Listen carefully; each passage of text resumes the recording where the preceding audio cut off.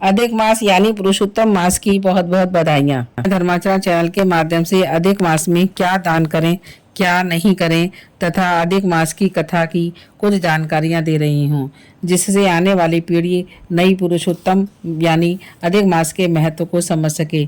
यह मास 3 साल के बाद आता है। यह विष्णु भगवान का पवित्र महीना होता है।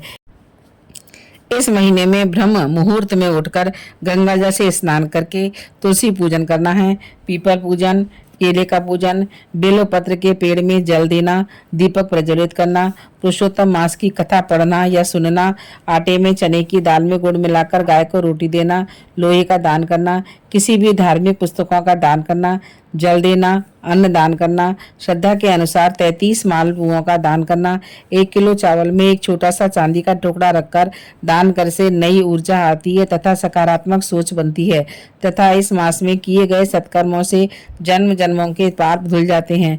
इस मास में शुद्ध सात्विक भोजन एक समय करना चाहिए। इसमें कोई भी शुभ मंगल कार्य नहीं होते हैं। इसमें पराये घर का, किसी के घर का भी भोजन नहीं करना है। ब्रह्मचर्य व्रत का पालन करना है। इस मास की कहानी कुछ इस प्रकार है। एक गांव में एक बुढ़िया माई और एक बूढ़ा बाबा दोनों बड़े प्रेम से रहते थे। वह हर तीसरे साल पुरुषोत्तम मास का व्रत, पूजन व नियम करते थे। उनके एक बेटा था। वह बोला, आप हर साल स्नान दान करती हो, इसका आपको कुछ पुण्य मिलता है? मेरे न कोई बच्चा है और ना ही मुझे कोई नौकरी लगी है। बुढ़िया माई बोली, अब मैं पुरुषोत्तम भगवान से पूछकर ही घर लौटूंगी। वह रात दिन विष्णु भगवान का नाम लेते हुए आगे चलती जा रही थी। रास्ते में उसे एक कोढ़ी मिला। कोढ़ी ने कहा, माई कहाँ जा रही है? उसने कहा, मैं पुरुषोत्तम भगवान के पास कुछ पूछने जा रही हूँ। फिर आगे चली तो एक गरीब भिखारी मिला और आगे चली तो उसको एक सांप मिला। सांप ने कहा, मैं तो तुझे डसूंगा। बुढ़िया ने कहा, मैं पुरुषोत्तम माम से कुछ पूछने जा रही हूँ, जब मैं वापस आ जाऊं तो तू डस लेना। आगे चली तो पुरुषोत्तम भगवान ने उसकी श्रद्धा भाव देख करके उसको दर्शन देकर कहा, बोल बुढ़िया माई, अम्मा तुझे क्या चाहिए?